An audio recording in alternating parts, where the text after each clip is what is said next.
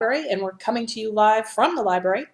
Thank you to Linda Huff, who is behind the camera today, and she set this all up for us because I have no clue how to do this thing. We are going to be discussing Room, but we are waiting a couple of minutes for everyone to come on.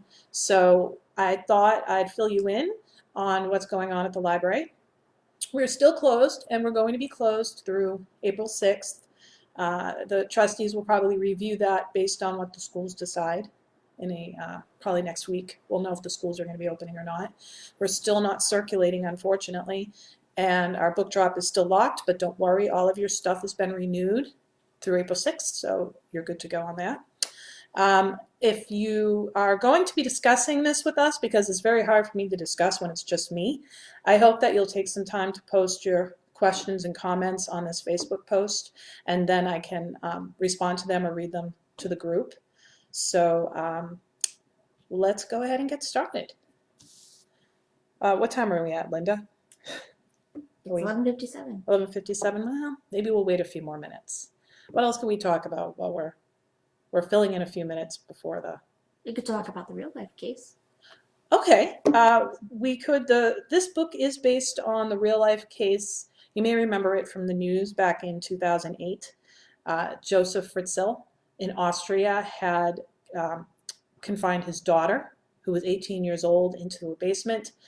And the story that I have here is he lured her down there by having her help her carry this door down into the basement, and then had her help put the door in. And then once the door was in place, he used chloroform on her and threw her in and locked her in. And she was in there for the next 24 years. And in that time, he went in there and he assaulted her. They ended up having 7 children. And the first one actually died. And then the next 3, and this is really crazy, he and his wife adopted. And his wife, in all this time, thought their daughter had run away. And he told them that she had joined a cult and would force his daughter to write letters, and he would mail them from other addresses. So the wife is actually adopting her own grandchildren and supposedly didn't even know. So the first 3 were adopted, and then after that he probably couldn't come up with another story about how they ended up with these babies. So the next 3 stayed in the room with her. It was a 380 square foot room, and I think it was eventually enlarged to just under 600 square feet, and the 4 of them were forced to live in those conditions. And similar to the book, he would shut the power off on them if they didn't do what they were supposed to do. He did, I don't even want to go into detail about the horrible things that he did to them, but the same sort of things that Jack and Ma were experiencing, the bad food because there's no power to keep the vegetables fresh, or he would starve them for several days. Just really terrible. So that's where she got the idea for the book, and we'll go on more about that. Are we at noon? Okay, we're at noon. So hi everyone who's just coming on. Again, this is Erin Apostolos. I'm the library director for Meredith, and we are in the library today. And Linda is manning the camera. Thanks, Linda. So this would normally be the time that we would have our brown bag book group, and we would meet in this very room. And the library is still closed, so we're going to see how it goes doing it on Facebook Live. So if you have any comments or questions about the book, please post them, and I'll pull them up here on our Facebook page. Okay. Maybe Linda, you could pull up the post for me on here, because I don't have it up there yet. So what I'm going to do is I'll give you the first couple of discussion questions so you can start posting them on there, and then I'll share them as time goes on. And the first question is going to be what we usually start with is people's initial comments. And I have some comments already that a couple of people have emailed me that I'll share. And the first question is going to be, why do you think the author chose to do this book in Jack's point of view? And do you think it was effective doing that way? So please feel free to comment. Thanks, Linda. So I'm going to tell you a little bit about the author. Emma Donoghue wrote this book, and she was born in Dublin, Ireland in 1969, and she received her PhD from Cambridge in 18th century literature. And her international bestseller, Room, was a New York Times Best Book of 2010, and it was a finalist for the Man Booker, Commonwealth, and Orange Prizes. And I explained a little bit before we came on live that this book was the true story of Joseph Fritzl, who had abducted his own daughter in the basement of his house in Austria, and she was kept there for 24 years. And she had 7 children with him. The first one died. The first 3 he adopted with his wife. The wife didn't know, supposedly, that the daughter was in the basement. He told her that she was joined a cult. So the first 3 children they adopted, and then the other 3 children ended up growing up with Elizabeth, that was the daughter, in a 380 square foot room. She eventually escaped. I think one of the children became ill, and they eventually came out of the room after 24 years, and the father was, and I found this really strange, he was given life imprisonment, but had the possibility of parole in 15 years. I felt like they should have just put him away forever after that. Elizabeth also said that she based some of the experiences of growing up in this confinement on stories that she had read about children that were born in concentration camps. And hang on a second. Concentration camps, children that were conceived through rape, and children that were living in prison. And she said that reading all of these stories trouble her to this day. They were very bothersome, how stories like that will stay in your head. And because of it, she has a fierce sense that there's nothing that she can't do to make her children's lives better and to give them what they deserve. So it had an impact on her life forever. So a couple of my book group people did send me some comments, and this was from Sarah Johnson. And Sarah said that she loved it. It was different and fascinating, especially intriguing as it was told from Jack's perspective and seemed realistic in that sense. She loved stories about strong women, and Ma was one. She loved that she put her son's welfare first and tried hard to keep him healthy with good food and exercise, educated him, etc. He was a very intelligent boy, but damaged in the sense that through her protection, he was unprepared for real life once they escaped. He did seem to understand reality fairly quickly, I thought, once he was out. I've never had kids, so I wonder what those who do think of the book and Jack's character. I read somewhere that the author used her own son as a model or template for Jack's skill set, and I had read that too, so that she could understand how a 5-year-old would talk or how a 5-year-old would think. That's kind of how she used her son in writing the book. Sarah goes on to say, I could go on and on. I've already recommended the book to others. It was a great choice. And it's interesting because Sarah and I were talking right before the library had to close, and she said to me, oh, did you choose this book because of what's going on with COVID-19 and so many parents being home with their children? And the truth is, I chose this book about 3 months ago before I even knew this was going on. But in going on Facebook and when watching posts of parents that are kind of going crazy after 9 days homeschooling, which I could completely understand if I was in that situation, how did Jack's mother do it for 5 years? It was very impressive. Betty Strader said that she thought Room was well written, but it was terribly depressing. I liked that they showed the challenge of adjusting to life outside instead of portraying a happily ever after once they escaped. And I agree. I thought that part was very realistic. Linda, do you have any comments coming on about what we talked about? Can you see them? Yeah, we do have one from Brittany Shannon. Okay. She says, I think it was a much bigger gut punch to have it from the perspective of a child versus the older captive. Okay. Did everyone hear? I'm going to pull this a little bit closer. This is the first time we're doing this, so if we seem a little off, that's why. Yeah, and let us know if anything technically is going on. Okay, so if you didn't hear Linda, it was Brittany Shanahan. I think it was a much bigger gut punch to have it from the perspective of a child versus the older captive, and I agree. It was. And to me, I also felt like it told a terrible story from an innocent point of view. You didn't have to experience all the terrible things that Mom must have been experiencing because you saw it from Jack's perspective. And I think that made it a lot easier to read because I've read other stories that were told from the captive's point of view, and it's very difficult. It was also, this is my comment, it was fascinating to see his way of looking at things. And it was interesting to think about how Ma would have told the story if it was from her point of view. She goes through so much to protect him from the reality of the situation, But I guess that's what we all do for our children. We protect them as long as we can. Our next question is, if you were Ma, what would you miss most about the outside world? And this could be an item, or it could be something that she's experiencing personally. And my take was on it, my freedom to go any place I wanted to go, or to do what I wanted to do, or to not have to worry about someone coming into my space to hurt me whenever they wanted to. I think that for me would be the part that I would miss most. Linda, what do you think? What would be, I'm putting Linda on the spot. She didn't know she'd be answering today. You want to think about it? Just the uncertainty of how it's going to end, when he's coming in, and Right. Is he going to kill me today? just the constant. You'd be in there not just alone, but you'd be there with your constant anxiety all the time. Yeah, that's true. At least he gave her the TV, which got like 3 channels or something.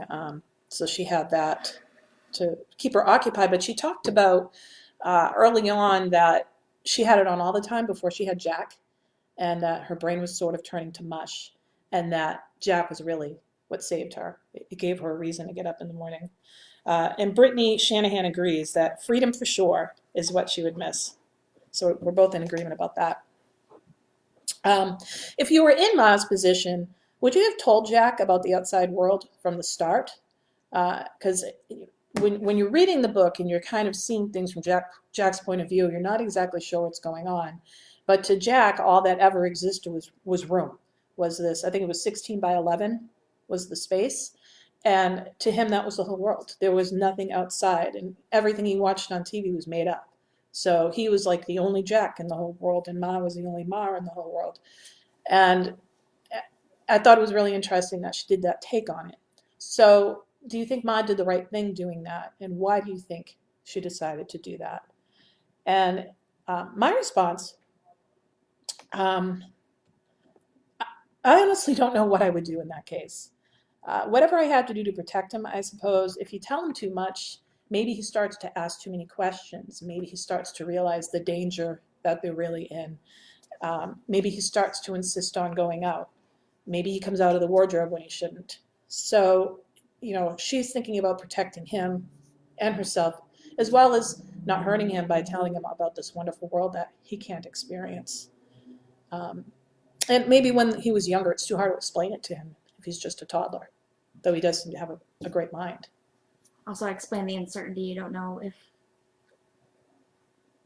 what the predator is going to choose to do. She's probably uncertain That's true too. of his future. Is the predator going to take him? Or I think there was a news reporter at some point that had asked her, why didn't you just have the man take him when he was an infant and give him away to be adopted? Well, how do you know that's what he's going to do with the baby? I think she was thinking of protecting him. And Brittany, thank you, Brittany, for commenting. It almost feels like it would be cruel to tell him what he was missing. And I agree with that.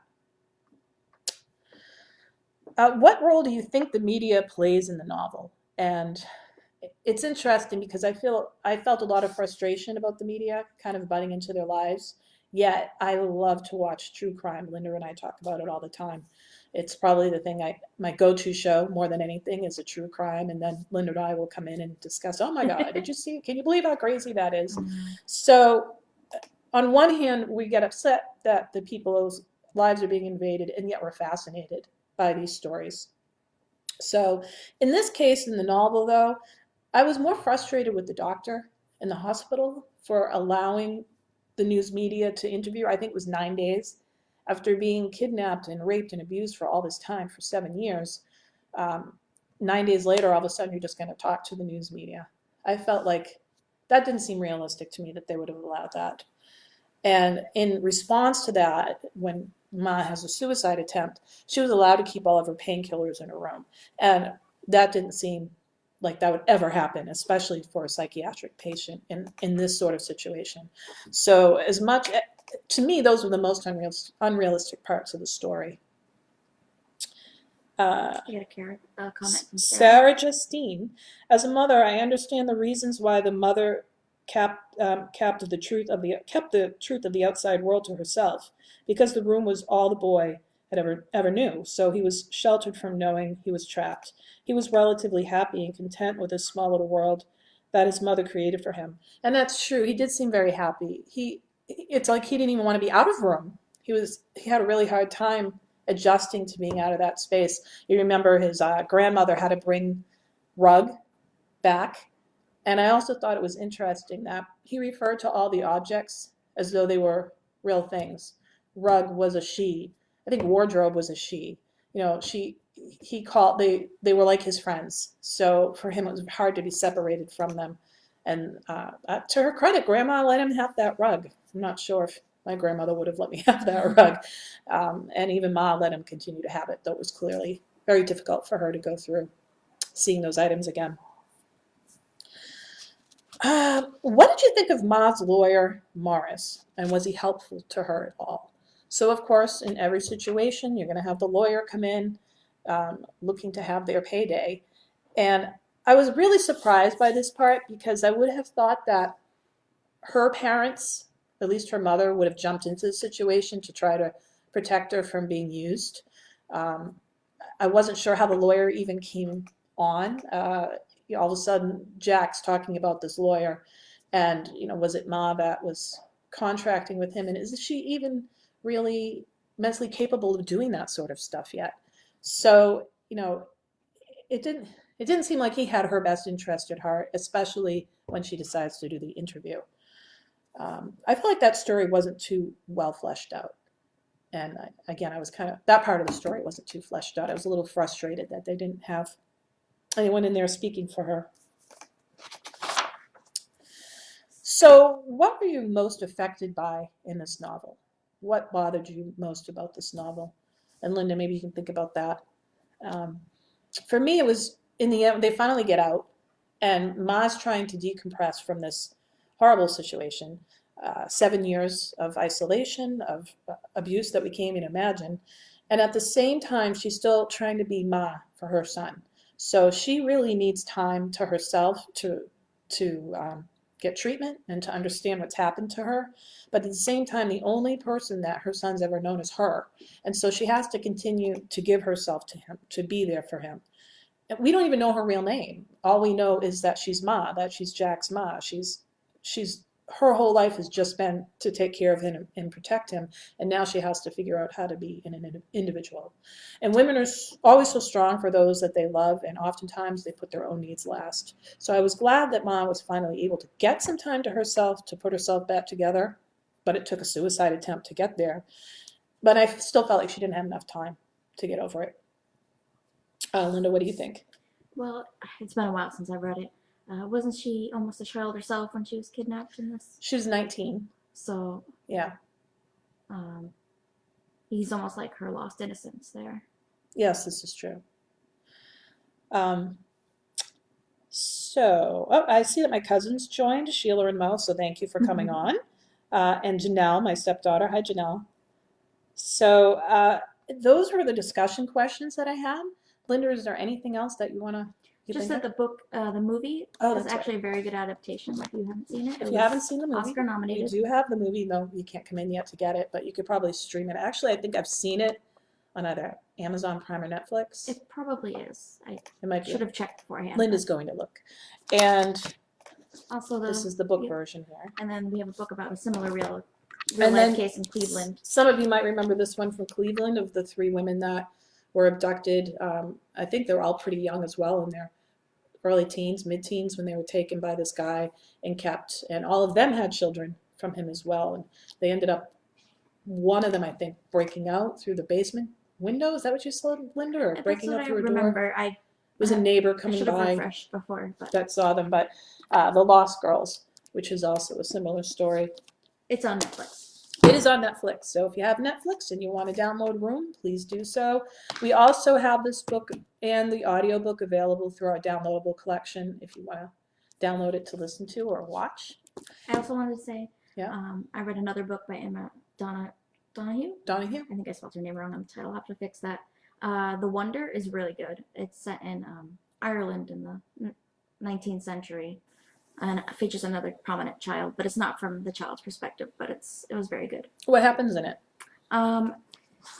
This doctor comes to examine a child who they think is living off the dew of God or something, and it's basically him trying to figure out what's really going on, if it's a miracle child, and that experience. And there's a lot. It's a nurse. There's a nurse. It's been a while since I've read this too, so I'm all over the place. But I just remember really enjoying that. And there's an English nurse who comes in, and there's also a clash of cultures too between England and Ireland. So That sounds interesting. I think I said doctor when I meant the nurse the whole time, but That's okay. again, it's been a while since I'm I've read putting these. you on the This spot was a couple again. years ago. Yeah. The next book we're going to read is The Bookish Life of Nina Hill. This is by Abby Waxman. And I thought after kind of a hard read like Room, you might want a lighter read. And this is the story of a woman who is kind of, she is the daughter, an only child of a single mother. And she works in a bookshop. And she goes to trivia night, and she kind of has her own quiet life. She doesn't really interact too much with other people. And she finds out, and I haven't read it yet, so I'm not sure, but I'm assuming it's some DNA test or something like from Ancestry, that she has this whole other family that from her father who she never knew. And it's a very kind of like my own family. They love each other and they want to drop in and meet her, and she's not used to this sort of contact. So it's dealing with that, and then she starts to have a little love interest at trivia night. So it's just a fun read. And I contacted the author on Goodreads, and she had mentioned in her little write-up that she would send you a book plate, a signed book plate, if you asked her. And so I emailed her and I asked her, and I told her it was for my book group. And she said, oh, I'll send one for every member. She just seemed really nice. And so then I asked her, hey, do you ever Skype to book groups? It might be kind of fun to have you come Skype with us. And she said she would do that. So that's actually scheduled for April 30th at noon. We're either going to Skype here or we'll figure out a way to do it via Facebook like we're doing this. And when I asked her fee, she said, I would never charge a library. So she's not charging us anything. She's donating her time, which I thought was really nice. And also because we're still not open and we're still not doing interlibrary loan, Innisfree Bookshop, right over in the mill, has copies of this book, and they said just call them. And I'm going to give you their number because they're closed, but they're doing, well, actually they're open, excuse me, but they're doing curbside delivery for those of you that don't feel comfortable to go in the store. Their number is 603-279-3905. And they do a lot for us. They've done some fundraisers for us to help us with the library project. And then just today they donated a new train table set for us to use when we do the renovation. They're very good to us, so please support them. And this one is also available via ebook and the downloadable audiobook collection. And they're currently available. I just checked before we came on. So thank you for joining us today. Do we have any more comments? Yes, Sarah Justine, if you scroll up a little bit. Okay, thank you. That's a really good comment. Right above Betty Strader. Okay, Sarah Justine. I think the strongest thing I was left with was how it was a story of the resilience of mothers and children. Children are usually a lot stronger than we give them credit for, and the things that they can remain optimistic through, and the strength it takes for mothers to deal with their own personal issues and traumas, all while having to be ma and protecting and loving their children. It's an excellent comment, so thank you. That's great. Betty said it was, is it just as depressing? She's Oh, you're asking about asking The about Wonder. Nina? About No, this she's one? asking about The Wonder. Oh, by The Emma Wonder. Donoghue. Is The Wonder And I as said, depressing? It does have its depressing moments, but it's definitely not as dark as The Room. Yeah, Okay. and Which one did you like better if you had to pick one?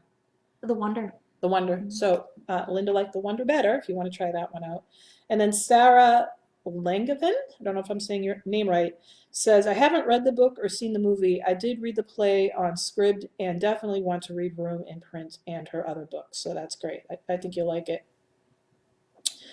And Brittany says, yeah, definitely not as bad as Room. So Brittany also read The Wonder, and it sounds like she liked it too. And Linda put a link up to Innisfree Bookshop if you want to go to, is that their Facebook page? Yeah, that's their Facebook page. If you want to go to their Facebook page, they're responding on Yeah. there as well. In fact, Sherry, one of our staff members, just bought, I think, 4 jigsaw puzzles from them, and they brought it out to her car because Sherry didn't want to go inside. And they posted it on Facebook. They were really grateful for the support. So please visit them. And I just bought a book yesterday. And Linda also brought bought it a right book. up to my car. It was great. And I bought this one. And then Sarah Langevin says, as an adult, I say, don't always know. The truth would have been better as a kid, but 100%, I 100% understand the desire to shelter a child. As a parent, I'm maybe too truthful, yet I wish I could shelter them. And I think you're right. We're always trying to strike that balance between being truthful and not hurting them, not giving them too much information. It's also really hard. You never know what you'll do in that situation. It's true. I mean, how could you possibly know which again? Yeah. I mean, the fact that she was even able to get up every morning and function, though she would have an off day now and then, and Jack seemed to understand that. That she was able to just keep going is a testament. And to the other poor one that was 24 years really in prison, that she was able to keep going. So I want to thank you again for coming. And we'll keep you posted as to what's going on at the library. As I said, we'll be closed for another week.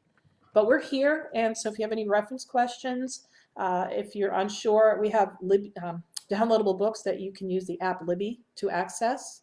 So if you're unsure how to do that, you can give us a call, or you can email us, librarian@meredithlibrary.org, and we'll be happy to help you.